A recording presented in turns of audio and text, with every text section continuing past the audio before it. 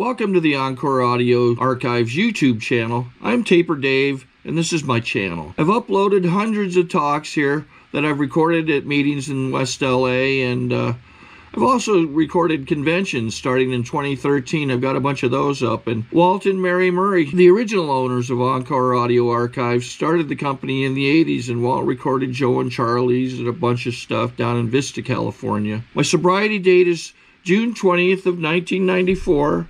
I hope you find something you like, so please like and subscribe to my channel and comment down below. If you want to hear something that I don't have or that you don't see, I'll see that I get it. Anyways, take care and have a great day if you want to. Good evening, everyone. My name is Terry. Hi, Terry. And I am, I've heard people share from the podium before, and they've said that they were a grateful member of Al-Anon, and I thought, I'm never going to say that. And I find myself here this evening thinking, you know what? I get it. I get it today. I get what it means to be a grateful member of Al-Anon. And then it occurred to me as I was thinking about that my guess is that my family and my friends are probably pretty grateful too. You'll find out more about that in a little bit. The first thing I want to do is to say thank you from the bottom of my heart to Cindy and Bear for asking me to speak tonight. I just can't thank you enough. I love you guys so much. And the next thing I want to do is thank the committee for, I don't know if you guys have ever been on a committee before, but it takes a lot to put it together. And so the Al-Anon committee, the AA committee, you guys being willing to do this, if it wasn't for that, we wouldn't be here. It wouldn't be possible. So thank you for all your hard work and bringing us together. Conventions, roundups, these kinds of things have been a huge part of my recovery, and I'm so glad that they're here. The next thing I want to thank, the next people I want to thank is, and I heard a speaker actually do this, and I just loved it, and I'm going to steal it, so there you have it. He thanked the AAs, anybody who here is in the AA program, thank you for lending us your 12 steps and allowing Al-Anon to exist today, because without it, I would be insane, and that is a promise. So thank you. Okay, so I attended my first Al-Anon meeting on January 30th, 1994. So that means this past January I celebrated 21 years in Al-Anon, and boy, has it flown by fast. And I just want to say that because, for this kid who grew up in an alcoholic home, which I'm going to share with you guys here in a moment, I ran from everything and everyone, and so to be here anywhere for 21 years is pretty amazing for me. So I'll share what it was like. I'm not from California originally. I was born in the state of Pennsylvania. My parents were very young when they got married. My mom was 16, my dad was 18. My dad graduated from high school, my parents got married, and they had their first child, not necessarily in that order, all in 1 year. By the time my mom was 23, she had 5 children. And the fun began, really, the fun began. My father decided, I don't even know why he decided to, but he decided to join the Navy is what he did. And, that kind of, that was, I'm sure, was to support the family, but we ended up living all over the place. I've never lived in, as a matter of fact, until I came to California, specifically this area in California, I'd never lived any place more than 2 or 3 years. So I can remember the very first time that I went to the grocery store when I moved here, and I ran into somebody I knew. I thought, yay, I know somebody at the grocery store,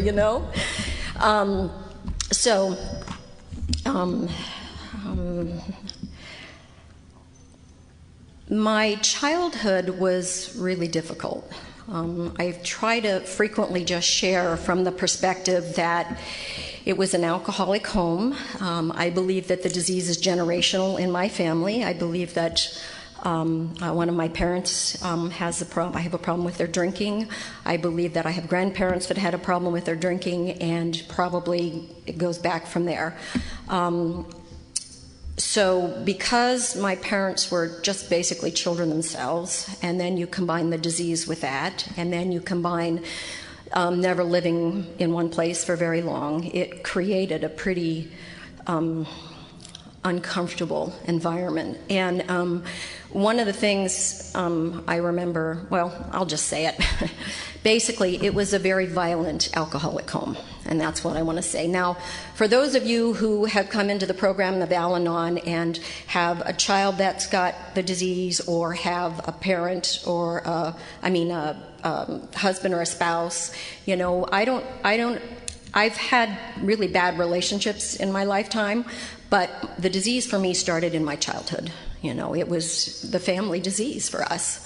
And my very first memory, as a matter of fact, was, I think I was 5 or 6, somewhere around there. And I remember my parents screaming and yelling at each other. I don't know what they were screaming about. And I remember them throwing things. And I just remember terror. That's my very first memory of life, is being terrified.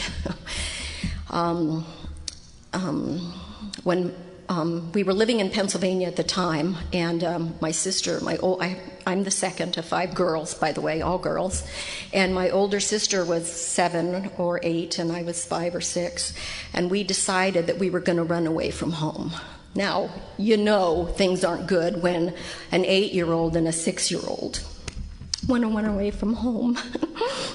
So we packed peanut butter and jelly sandwiches and put them in brown paper bags, and we were living out in this, it was like farmland. My father was actually going to university. He went to Penn State University, and we walked to the end of our lane and hid under the trees and ran away from home under the trees. Of course, when it got dark, we went back home because it was cold and we were young, but that's what it was like. That's, I mean, I could just go on and, regale with stories about, the way it was like. My father, because he went to university, became an officer, and we in the military world call them military brats, and that's what I was pretty much the rest of my growing up years, moving from place to place. And what I remember most about my childhood, beside the violence, was like living in this little cocoon of my family. It was like you don't talk to other people, and you don't let other people in, and you don't let them know what's going on, and this was just the way it was done. Now, in today's world with the military, a lot of things that I see anyway is where, they're welcoming home the soldiers, and, there's all kinds of services available to them, and I'm grateful that that's the case. But back then, in the 60s and 70s, that was not the case for us. So, it was tough, it was hard, and moving all the time, I call them built-in geographics, it was just the way it was. You just didn't get close to anybody.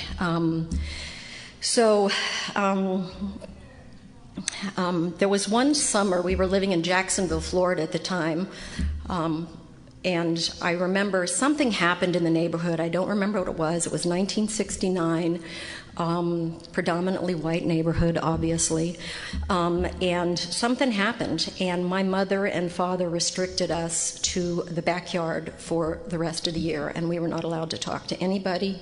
We were not allowed to see people. We were not allowed to play with other kids. We had to stay in the backyard, and that was that.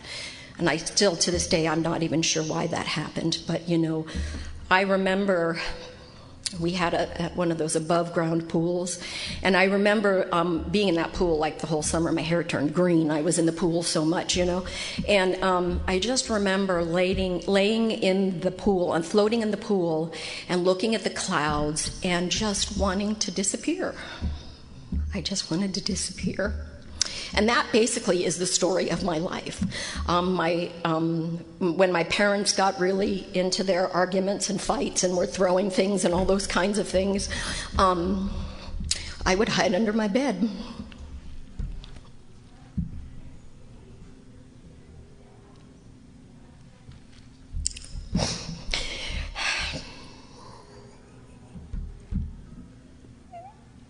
I just find that really sad today, that any child has to endure that. For those of you who don't know me, I'm a crier. I bring my own tissues. I always buy the ones that have the lotion because they're more sensitive on my little face. So I actually have a sponsee who says, I love my sponsor, she has the best tissues. So anyway, at one point, we moved from Florida up to Washington State. Up in the northern part of the state is a little, well, it's not a little island, it's a big island. It's called Whidbey Island. I don't know if any of you have heard of it. And my dad got stationed there. And I spent pretty much all of my high school years in that one place. And we only had a 3-year high school. And what I remember the most about that experience was it almost got militaristic. That's the best way I can describe it. We were instructed basically to say yes ma'am and yes sir to everybody. We didn't call adults by their first name. It was Mr. This and Mrs. That. We always had to babysit my father and mother's friends that were also officers in the military. I can remember, as a matter of fact, I think I was 16 or 17, and I had this boyfriend, and there was going to be this great big huge New Year's Eve party, and I wanted to go to the New Year's Eve party, and my mother accepted a babysitting job for me. And I couldn't go to the party, and boy, was I pissed. I don't know if I should say that. Anyway, so that was kind of the way life was. And a lot of what happened in that environment was there was a lot of parties, a lot of military, the one officer inviting all the other, bigwigs, I call them, to the party, and, throwing these great big parties and making all this Italian food because I'm Italian. And there was tons of alcohol, and everybody got drunk, and that's just the way it was. And basically what happened for me, or for us, my sisters and I, was we helped to put everything together. We helped clean the house. We helped make the food. We set the table. We got everything ready. And then we were told to go in the bedroom and stay there. And basically the message for us was, you are to be seen and not heard. And basically, that was it. And, my father, he was gone a lot, by the way. I don't know if you know this about the military, but he was what they call an aviator, which meant he flew the jets. And they would go on deployment, and he would be gone for 9 months at a time. And basically that left my mother to raise us. And that's pretty much how I felt about it. At one point in my lifetime, I had an opportunity to sit down and make it was like a timeline of my life. And I could not actually come up with one moment in my lifetime where my father was nurturing and affectionate toward me, ever. And to this day, I still have difficulty when he hugs. It's like a little, it's like, it doesn't feel like a hug. And I'm used to you guys' hugs, you give these big, hold me hugs. And sometimes it's like, let go. So it's still really hard for me. Now, what I do want to say in defense of my parents is that I know that they did the best they could. I know that. It was a different day, it was a different time. The disease was very prominent in my family. They were young, they grew up in the disease. I have no idea what their life was like when they were children. I will tell you this about my mother. Her daddy, my grandfather, who I did not know very well, was a coal miner. So I am actually a coal miner's granddaughter. I can tell you how it occurred to me. We were sitting at dinner this evening, and some people were talking about watching the big fight tomorrow night. And they were talking about the old way of watching TV with the antennas. And I said to them, did you guys ever put hot dogs on the antenna? And everybody was like, no, I never did that. I'm thinking, See, I'm a coal miner's granddaughter. We would put, it helps with the reception on the old antennas, I promise you. Does something to the, it just does. And we would put little pieces of hot dog on the antenna to get a better reception. Living in the hills of Pennsylvania, Anyway, I know, I almost forgot about that until we were talking about it at dinner time. So, but in defense of my parents, I've been around long enough, I've done enough fourth steps to know that they did the best they could, and I do not have any animosity or anger or resentment toward them today for what happened, because I know that, if I was in their, to this day, I think about my mother trying to raise 5 girls on her own, by the time she was 23, I didn't even have my child until I was 26, and even then I don't think I was ready. So, I take my hat off to her for doing that. And the other thing I want to say about talking about my folks and my family too is that I believe that you guys get it, and you would welcome both parents to these rooms regardless of what I shared about them, because you get it. You get that this is a disease. You get that we just do the best we can. So today I can honestly and sincerely say that I love both of my parents, and I have a relationship with them that I never thought I would have. One of the things that happened for me, though, but growing up in that home like that, was that my mom was a very angry, untreated Al-Anon. And I do remember moments in time where my dad would be, he would go to work, and then he would go to happy hour afterward, which was very common, go to the officers club, have some drinks, not come home till 10 or 11 o'clock at night. And my mom doing stuff like looking out the window to see if he's coming home yet, locking the door because she wasn't going to let him in because she was ticked off at him for doing what he did. And then when she finally did open the door to let him in, it was, all hell broke loose. And there was one time where something like that happened, and we were living in Jacksonville, Florida, and my older sister, who was kind of like a little mother hen, that's kind of how I describe her, she just took the 5 of us, and she's only 2 years older than me, by the way. She's not, a lot older than me, but she took the 5 of us, the 4 of the younger ones, and we all just were holding on to each other in a corner in the room on the floor, terrified by what was going on, and that was kind of my life growing up, And the thing about that I get today is that that's not normal. I thought growing up that was normal, that was the way everybody did it. And yet, nobody talked about it. And it was like, I don't know, at some point in my life, I just decided that I'm just not going to feel. I'm just not going to feel. A lot of what I heard a lot, and I'm sure some of you have heard this too, is, the whole, I think it was more common back then than today, but what are you crying for? I'll give you something to cry about, And it was like, you just don't feel. You just don't feel. At some point in there, you just shut down. And that's precisely what happened to me. And basically, at the age of 13, I found him. None of you get that, right? And at 13, what do you know at 13, right? Every guy thereafter that, I ever had a relationship with him, it didn't matter. It was, anybody to get me out of where I was at. And that was it. That was, that's it. That's my life. Story's over. See you later. Bye.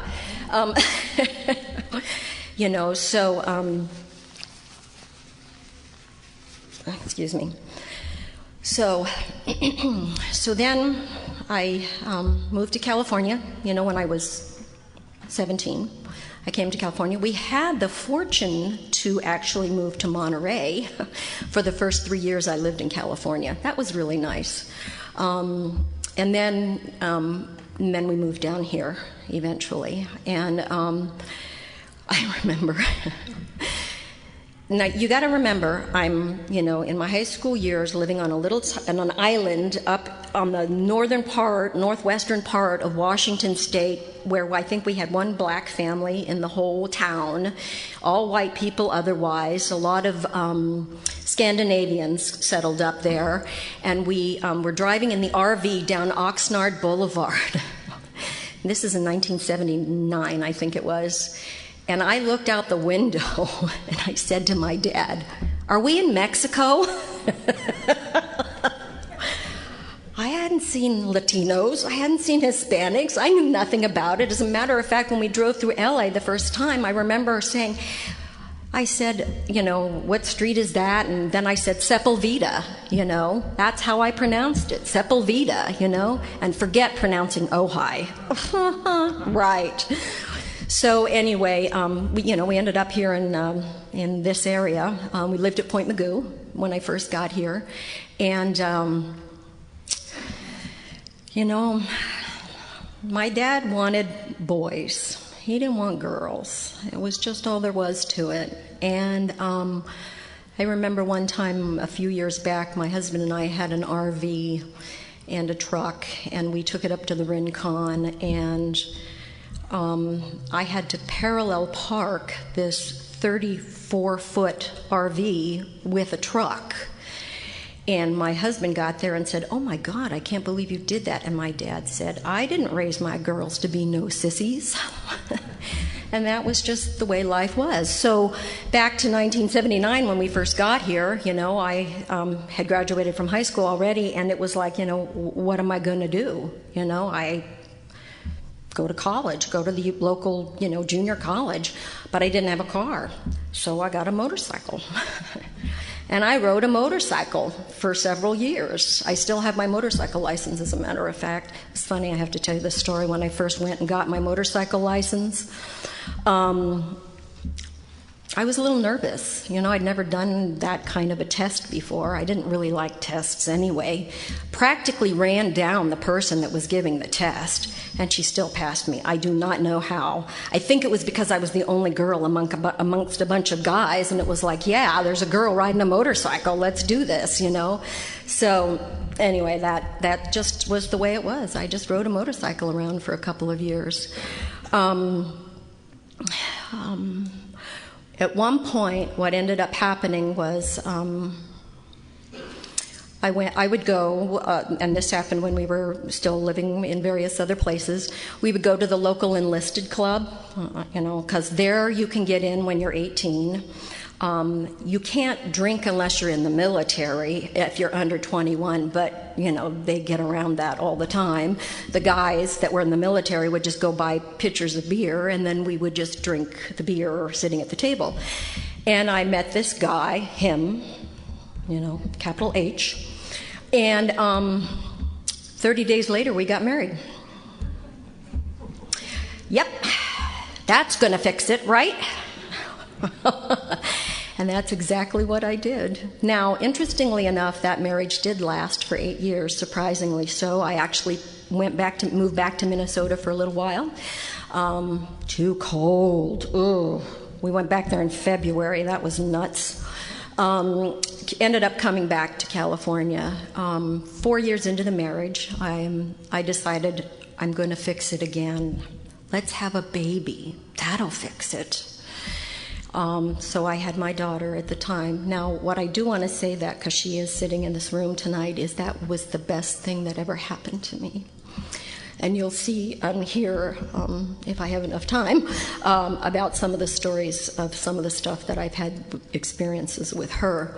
I don't want to go too much into a lot of detail about my past too much, because I want to share what happened. And so, long story short, had my daughter, got divorced, 2 years later got remarried, 2 years later got divorced. I'm going to just keep fixing it and fixing it and fixing it, And I couldn't figure out what the problem was. What's wrong here? Now, when my second husband chose to leave, it was literally, he woke up one day and just said, "I'm unhappy. I gotta go." And he left. It was like, what? I had no idea it was coming. And that had a huge impact on me, and I'm gonna transgress just a bit, going back to something that happened about 8-9 months prior to that. What happened, is it hot in here or is it me? Oh. I wanted to tell, my daughter was talking to me the other day. She's a grown adult by now, just for those of you who don't know her. And we were having this conversation about senior moments and, you know, turning 50-something and, you know, all that fun stuff. And I thought, you know, because we were talking about it, because I was thought, well, what happens if I get up there and I forget things, which happens a lot these days, you know, they call them senior moments. And she said, hey, I heard somebody once say that senior moments are nothing but the fact that you get to a certain age where you have so much information in your head that you have to drop bits of it out to make room for more information. And I'm like, okay, I like that. That's what I'm going to do. So if I drop pieces out, I'm just making room for more, okay? So anyway, one day my daughter, well, it was actually over a period of a couple of weeks, my daughter spent a lot of time in and out of the doctor's office with sinus infections. And she was probably about 7 years old at the time, and she got really sick. And I didn't know what was going on. And it was like, so I took her to the doctor, and they put her on antibiotics for the umpteenth time. And she wasn't getting any better.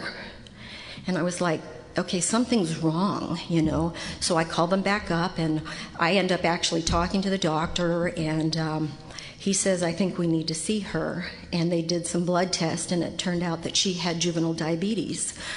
For those of you who are not familiar with it, that's type 1 diabetes, and what happens is that their pancreas does not make insulin anymore at all, and so they have to live on insulin the rest of their lives, either by taking physical injections or by having an insulin pump. So they put her in the hospital right away, and I remember she was 7, and she was laying in this bed, and she was just crying, Mommy, make them stop. They're poking me and it hurts. Just make them stop. And I couldn't fix her. I couldn't fix it. For the first time in my life, there was nothing I could do to fix her or it or anything for that matter. And I have to tell you, that was probably my very first surrender. In all honesty, it was my first surrender. Now, I had been working at a place for several years, about 5 years, I think, when this all happened with my daughter. And interestingly, one of the very first people I got comfortable with and that I got really close to had a higher power. She had a God of her understanding, and she would talk about that God a lot. And I just couldn't believe it. It's like, you know, it was like I fought it the whole way. I had to argue as to why there was no God. And she just persisted. And basically what happens over the period of the next 5 years, I promoted up, and everywhere I went, there was a person that had a God in their life who tried to talk to me about God. And every time I was like, how can there be a God who would let this kind of stuff happen to me as a kid growing up, or to any child for that matter? And I couldn't get it. And when she was diagnosed with her diabetes and she was laying in that bed, I had that very first woman come to the room and talk to me about God. And I had an aha moment for the first time in my life. And that aha moment was, there has to be something bigger out there if even the best, most educated minds in the world cannot fix her. There has to be something bigger. 8 months later, the husband leaves. I end up in a lot of pain, and I knew that I didn't want to keep doing it the same old way. And I didn't get here trying to get an alcoholic sober. That's not what brought me here. What brought me here was I knew something was wrong with me. Something was going on with me that was causing me to not be able to do life. So, through a series of phone calls, I ended up talking to this woman. She took me out to breakfast. It was a Sunday morning. I remember it very well. We were having conversations. I was sharing stuff about my past that I would have never shared with anybody, that I didn't even know that I could even verbalize. And she said to me, it sounds like you need Al-Anon. Now, I'd never heard about Al-Anon, ever. Didn't even know it existed, didn't know what it was. So for anybody out there who does public outreach, more power to you, because there are people out there that don't know about it. And that very night, I was in such pain that she said, let me take you to a meeting. And she took me to the Sunday night Al-Anon meeting. I think it was at 7 o'clock. It was on Main Street at what was then the Alcohol and Drug Center, I think. It was upstairs in a room. It was a pretty nice-sized meeting. I don't remember everybody that was there. I don't even remember everything that was said, but what I do remember was Bear being there. And he had his little baby girl, who was probably 8 months old at the time, with beautiful red hair. And there was a man being loving and nurturing to a child. It touched me. And then I remember hearing you guys talk about stuff that I could not talk about ever, ever. And the key to that, in that moment that I remember the most, was the identification. I identified.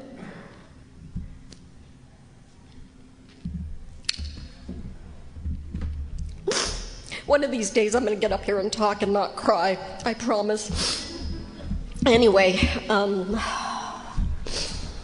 or fall over. So that was it. That's what started it. That was the day, January 30th, 1994. My life has not been the same. Ever.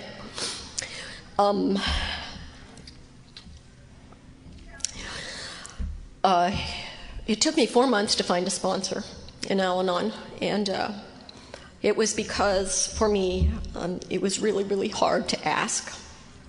And I do remember when I did call my first sponsor,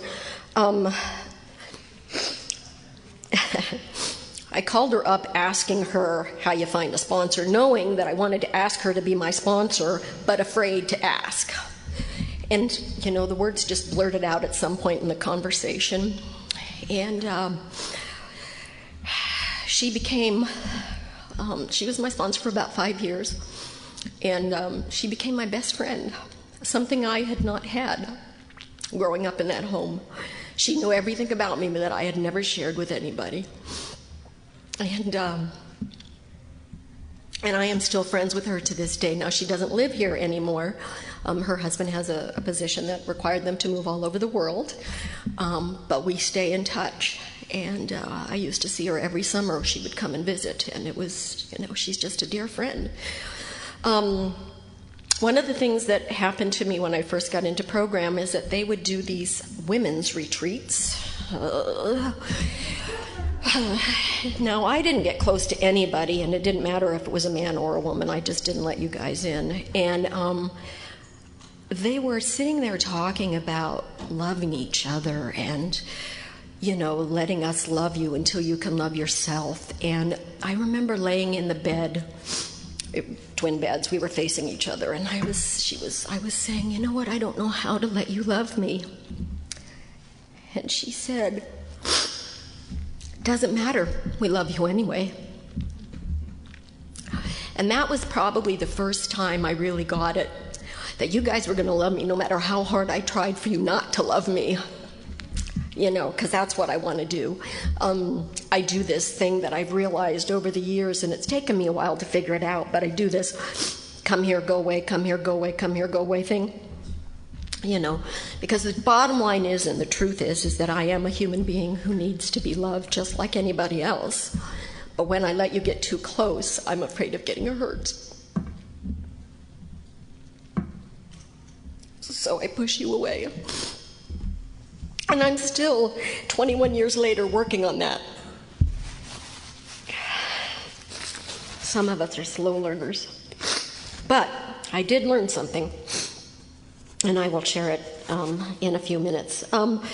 So, that's, my journey in program has just basically been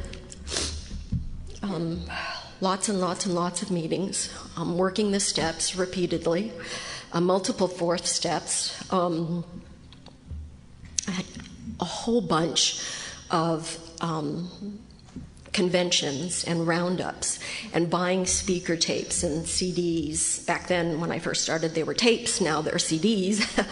And listening to them while driving and just listening to them over and over and over again, because there's so much wisdom that we get from hearing other people share about all of this stuff that, you know, when people just really share from the heart and you get that identification, and it just speaks to me. You know, it's like there's a book out there called The Language of the Heart, and this is the only place I've ever experienced that, ever in my whole life. Right now, I have a spiritual director. She's not in program now. And I'm doing a book study with that spiritual director. And I find myself the book is really good. I'm not going to go into a lot of detail about that, but I find myself not wanting to open up so much in that book study because it's not you guys, you know. You guys know, you know. I mean, I could sit up here. Before the meeting started, some stuff has happened to me in the last month that's been really hard. And I kind of feel it basically has brought me back to my knees. And why am I crying so much?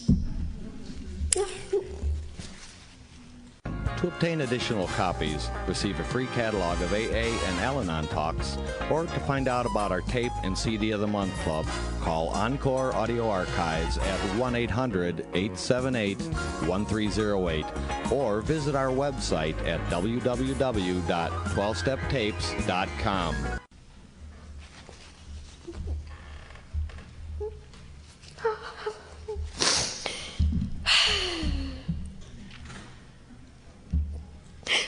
Anyway, I was thinking that, you know, growing up in an alcoholic home where there was a lot of invisibility and wanting to hide and be anybody but me,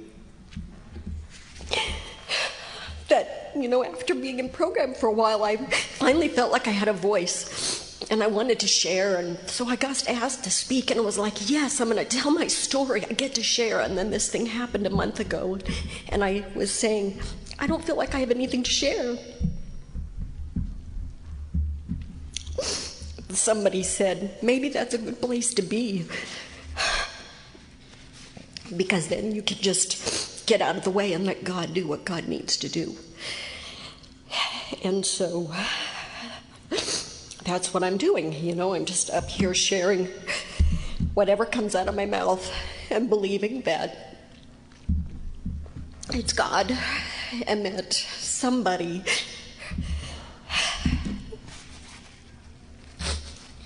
going to hear something that they need to hear. Because that's what happened to me. All those speakers and all those, you know, conventions, I always heard something that I needed to hear. So, one of the things that has happened in the last couple of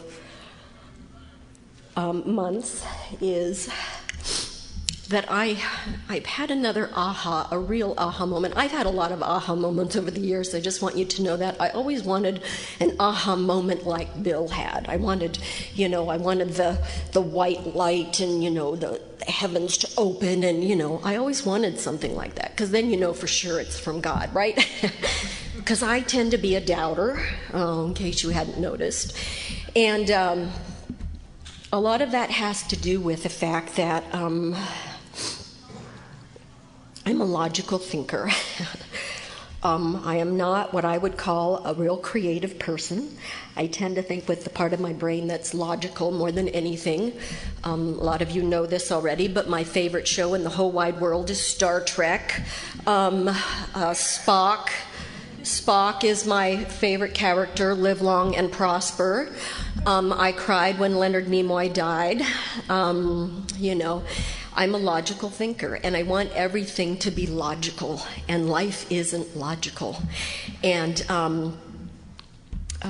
I have spent many a year in program even going, I believe in God.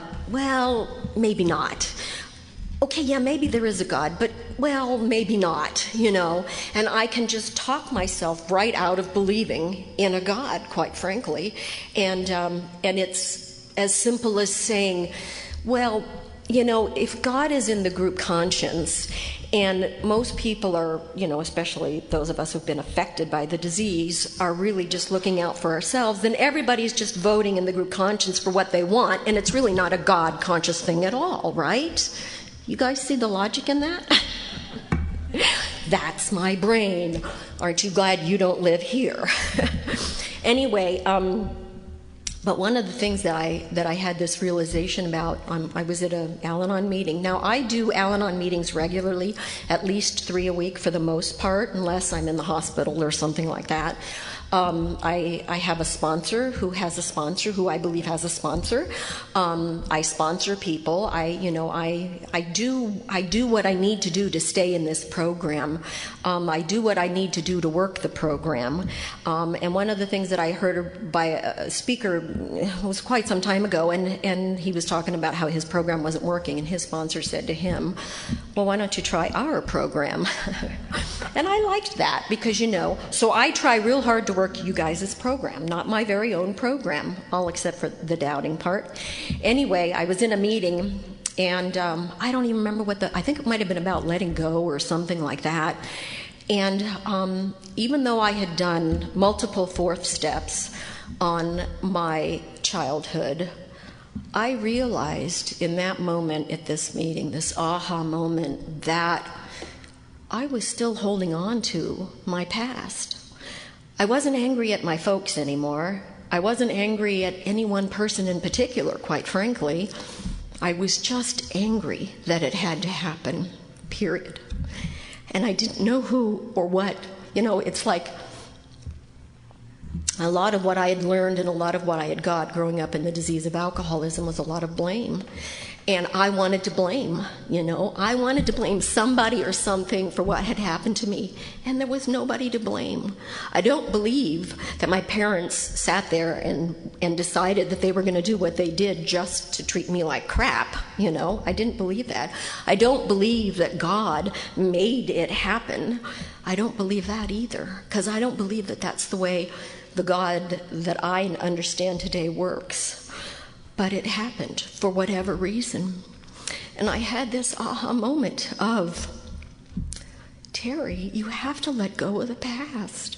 Now, I heard a speaker years ago, and you guys are going to hear me say that a lot. I heard a speaker say, because I listen to a lot of speakers. They have a lot of good information, you know. And I heard this speaker say, the pain isn't in letting go. It's in holding on to something it's time to let go of. And it was time. It was time to let go of the past. I also heard a speaker say, you guys, you have to let go of any hope of a better past. I mean, really, think about that. Because I get that today. The past isn't going to change. It is what it was. And then, after that experience, I went home and I decided that I'm going to work your program. I'm going to start praying and meditating on a daily basis. And that's precisely what I've been doing for a while now. And I started writing about some of the stuff that was coming up during that prayer and meditation. And I had another aha moment. And that aha moment was, what happens if you're wrong? What happens if everything that happened to you was exactly the way it was supposed to be?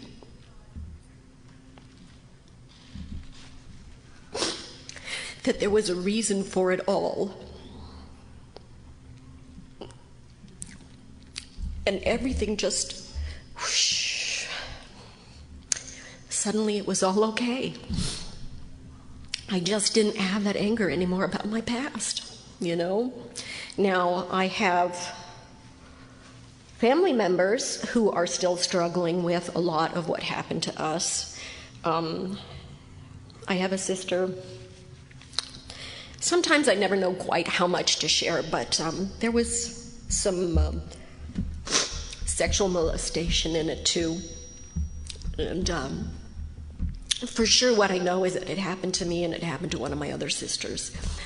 And she's got some stuff going on in her life. Right now she lives in Seattle. And she called me actually just recently, and she said she was in tears, and she was going to do this group thing that's dealing with all this stuff in her past. And she said, oh, I've done therapy about this, in tears.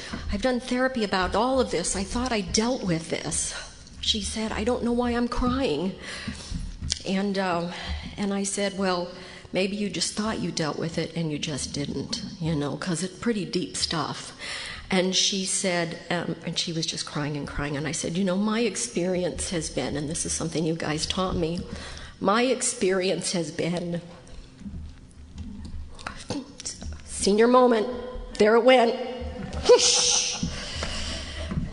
my experience has taught me that tears are a form of prayer, and it's okay to cry about this. You know, this is tough stuff.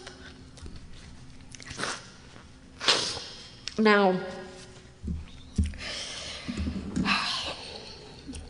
I have no family members other than immediate, my husband and my daughter, who are in program. None of my other extended family members are in program, with the exception of one nephew who actually went to NA.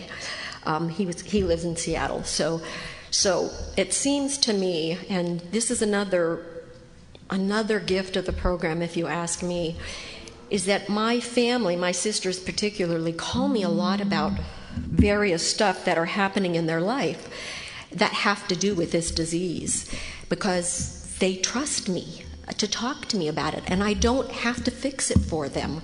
I don't have to tell them what they should be doing. I just get to share my experience, strength, and hope, and what you guys taught me. And,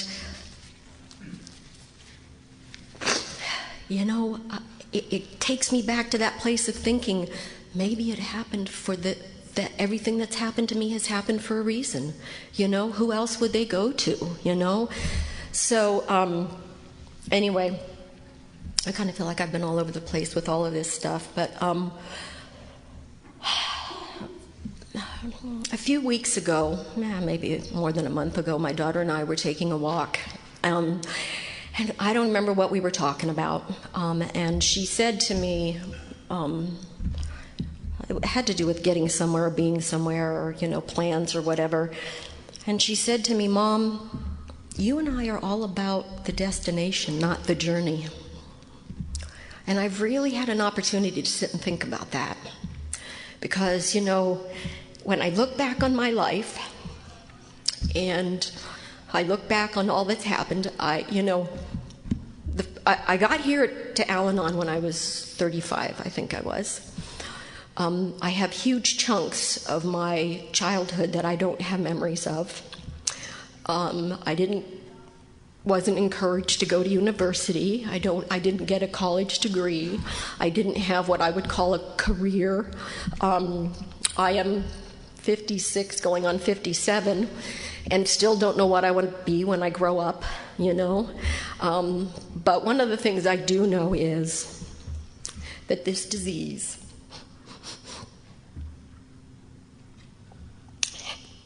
has taken enough of my life.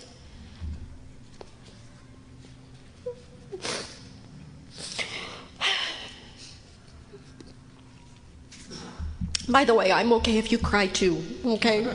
I don't want to be alone, you know? It's taken enough of my life, and I'm done. That does not mean I'm suicidal, by the way. That's not what that means. What it means is that it's time to move on. It's time to live my life. Start being about the journey and not the destination. Stop being about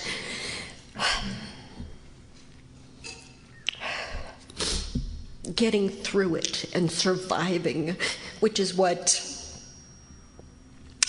we do, you know.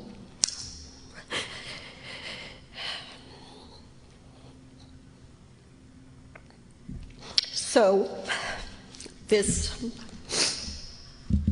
one of the things that I've realized as a result of wanting to do that and live my life is really just, like I shared, I'm doing prayer and meditation, and I'm reading a lot of literature, program literature specifically, and one of the things that I grew up on, let me put it this way, in the Al-Anon program, I grew up on AA literature.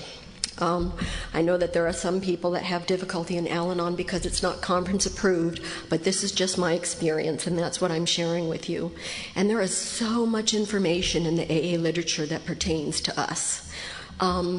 One of the things that I learned from listening to speakers, yet again, I don't know if you guys remember Rick J. He came here a couple of years ago, and one of the things that I remember him saying, I got his CD, by the way, one of the things I remember him saying is, at first, because he grew up in the disease too, at first we're affected by the disease, and then we're inflicted with it. And that has really struck a chord for me, because I get that, I get that it's the ism. It's not the alcohol, it's the ism. And in a piece of AA literature that I've been reading recently, it talks about what the problem is. And I've never read it before. And I kind of got it when I got here in program, but somewhere it got lost along the way.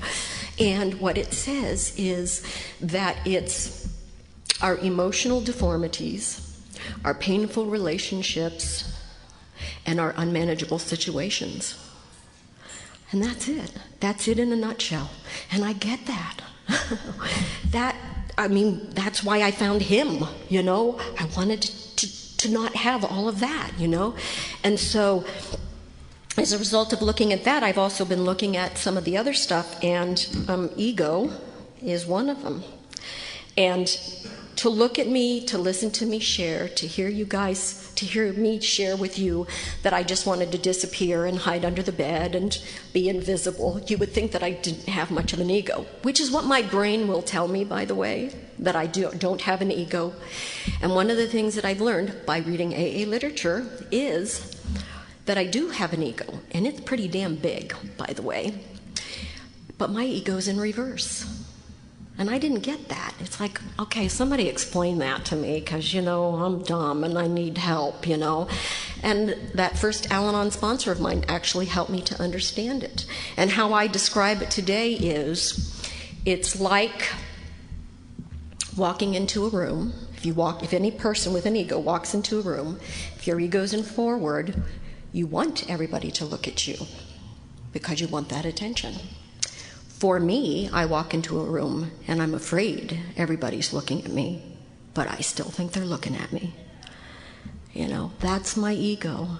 And I had the opportunity recently to look up the word ego because I'm a logical thinker. I want to know what it means. So I look words up. And I looked up the word ego and egotism specifically. And what it described was a exaggerated sense of self-importance. And I'm like, wow. I don't know about you guys, but that holds a lot for me, because when I think about trying to tell people what to do and how to do it and being controlling, isn't that what I'm doing? Somehow I know what's best for you, I don't know a damn thing. And that's probably part of what this whole last month and this being back on my knees thing has done for me. It's allowed to see that I don't know a damn thing. I have experiences to share. I can share what you guys have shared. I can share what other speakers have shared. But when it comes to doing life, I don't know how to do it. And that's what this disease does. I heard an Al-Anon speaker once say that it robs us of our hopes and dreams. I would add, it robs us of our life. For this Al-Anon, it did. I have tissues. Does anybody need tissues? I bring my own.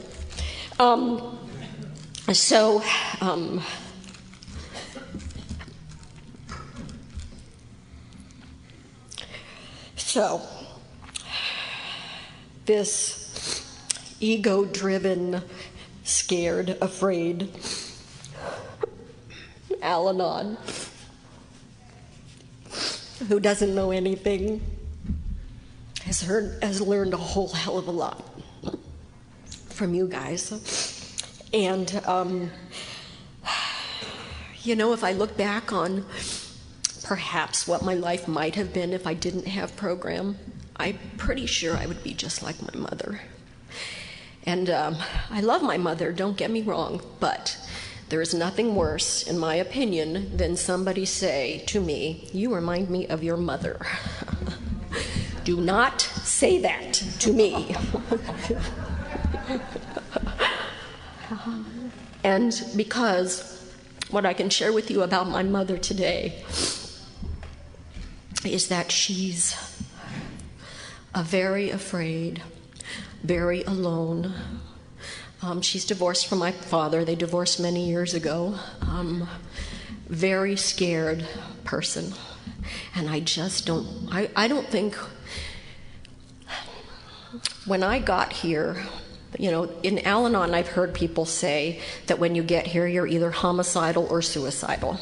I was not homicidal, not at all, but I was definitely suicidal. And one of the things that I've experienced in these rooms is I try really hard to have fun and make light of stuff, and I really do, by the way. I'm not always like this, you know. And but some of it's hard, you know. And some of it's really serious stuff, even though I try to make light of it, you know. It's really serious stuff. It's life-taking stuff, you know. And I was suicidal when I got here, and I love my program today. I love your program today because it's the thing that saved my life, you know. There's no doubt in my mind about it. And when things happen in the rooms, and it kind of feels like it's tilting the program for me, it's like, no, you can't. This is serious stuff for me. This is life for me. It's easier to think that about the AA program because, you know, a lot of what they do in that program or before they're in recovery is far more seriously life-taking than some of the stuff that I've experienced anyway. But this program is just as important and just as serious as that other program, you know. It's very possible I might have taken my life if it wasn't for this program. And this, you know, I shared that this is a generational disease in my family. And one thing I forgot to share with you guys, it was a lesson that I had learned on, actually reasonably early on, was, you know, it was hard for me to let go of my past, but it was easier for me to let go of some of you guys, specifically my daughter. When she was 8, somewhere around there,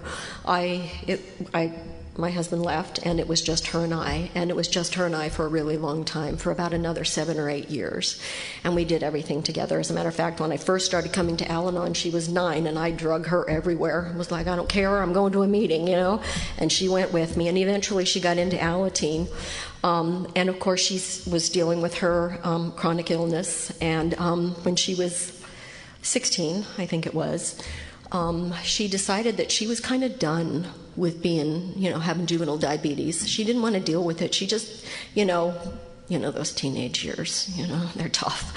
Anyway, so ironically, what she did was she tried to take her own life with insulin, and she basically overdosed on insulin. And it was ironic in that the one thing that was going to save her was the one thing she chose to use to kill herself.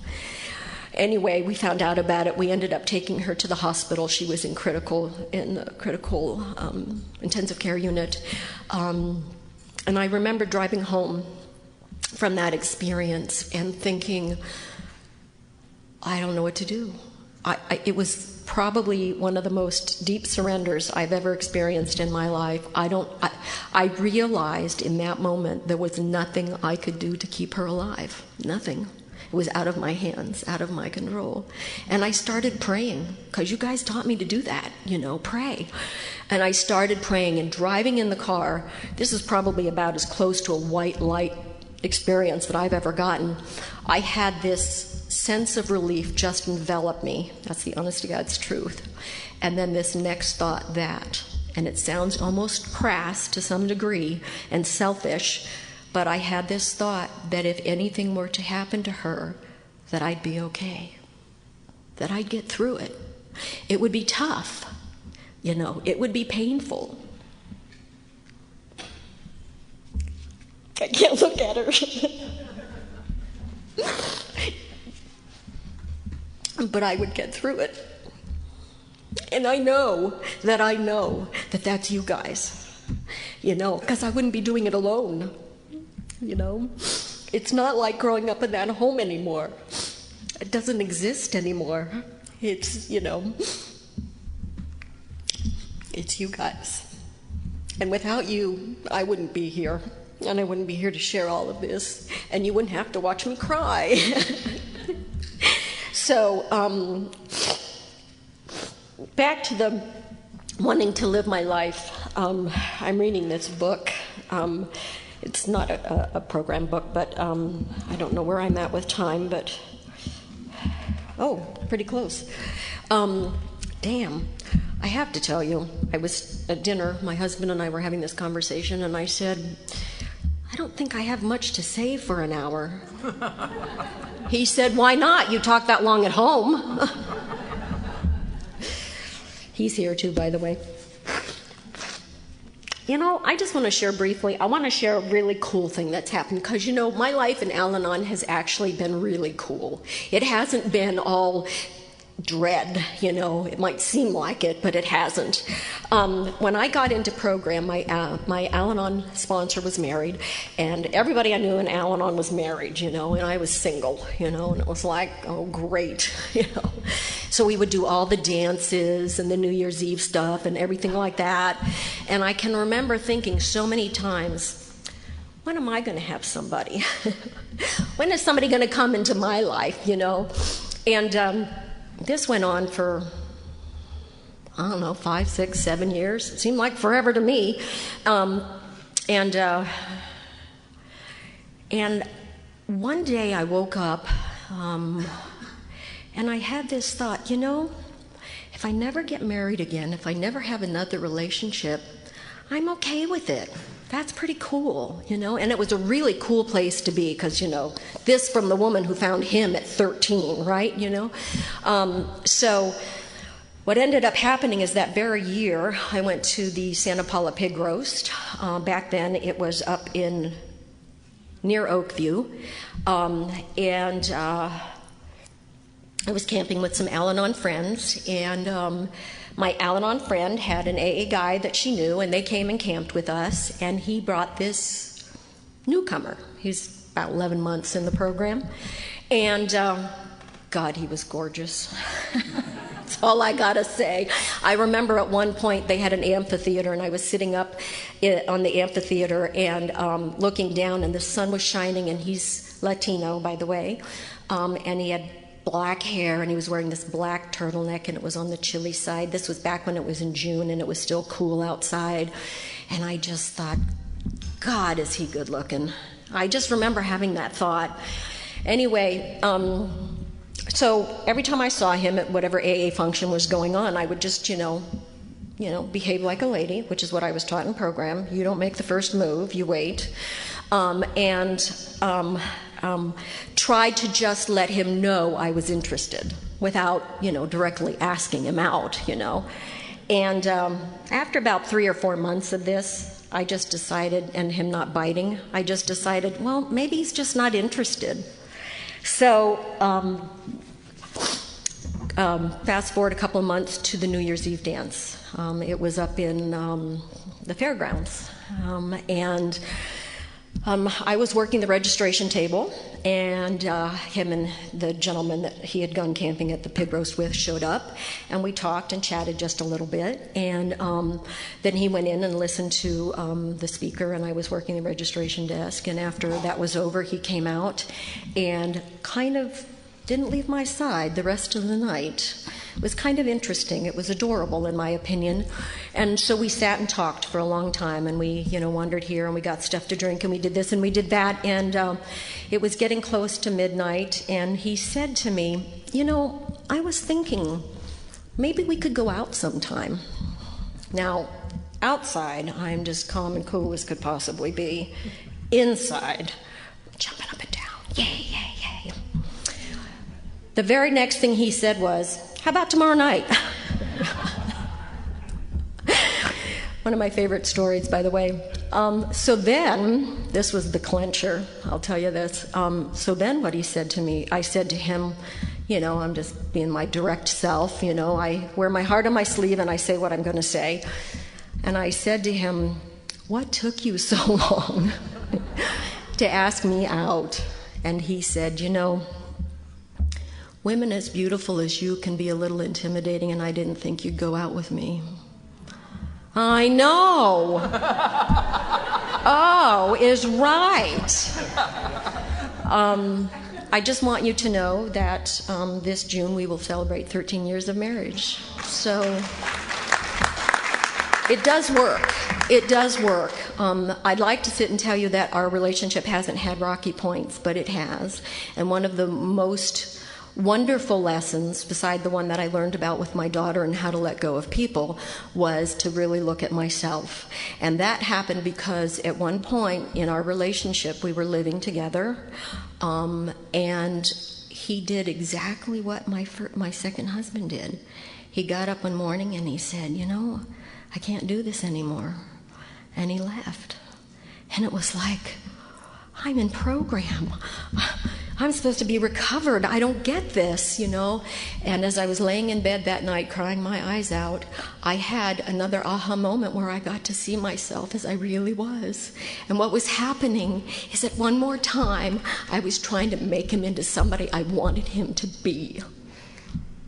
And that's not the way relationships work, It took a while after that, and we started dating, and we did the dating thing for several months, 9 months, 10 months, I don't know, before he asked me to marry him, and we didn't live together, and that was probably the best thing I ever did, was to just date like a normal person, not fall in love and marry him 30 days later, So anyway, I have 21 years of experience and so many more stories to talk about, but I don't have enough time. So what I want to say to you all tonight is, if any of you, either whether you grew up in the disease or lived with the disease, have a husband that's an alcoholic, have a child, don't wait, 50-some years to live your life.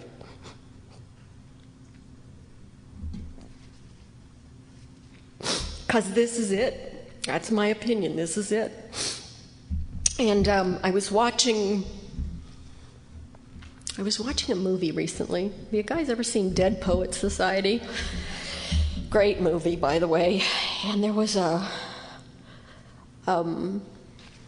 quote in there that I have just glommed onto, and it's like where I'm at, We get up here, we share what it was like, what happened, and what it's like today. And this is where I'm at today. And it's like the best place I've ever been in, ever, And I'm going to end with this quote because I want this for all of you who've been affected by this disease and who have been afflicted with it.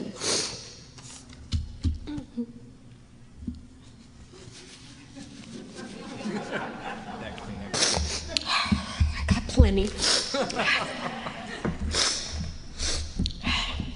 I went into the woods because I wanted to live deliberately. I wanted to live deep and suck out all the marrow of life, to put to rest all that was not life. And not, when I came to die, discover that I had not lived. And that's by Henry David Thoreau. I love you guys so much. Thank you for my life.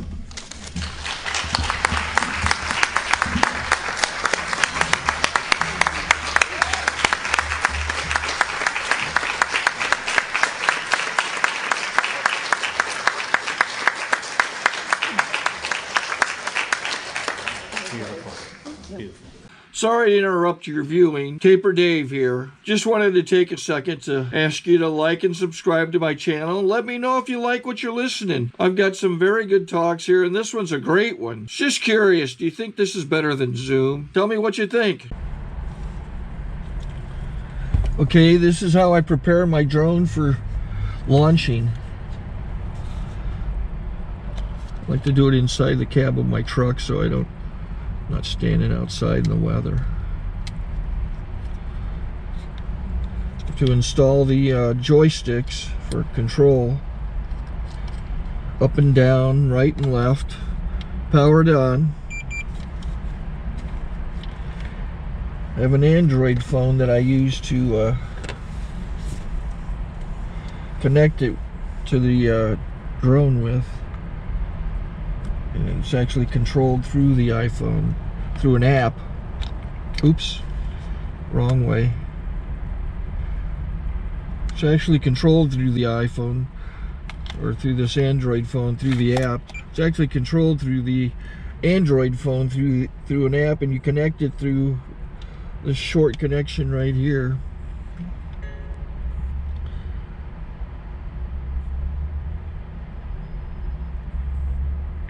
Remote control connected. Remote control's connected. So I pull out the drone. I have to extend the legs. Long legs extended first, then the short legs. Remove the gimbal protector. Set that aside, then power it on one short burst and one long burst.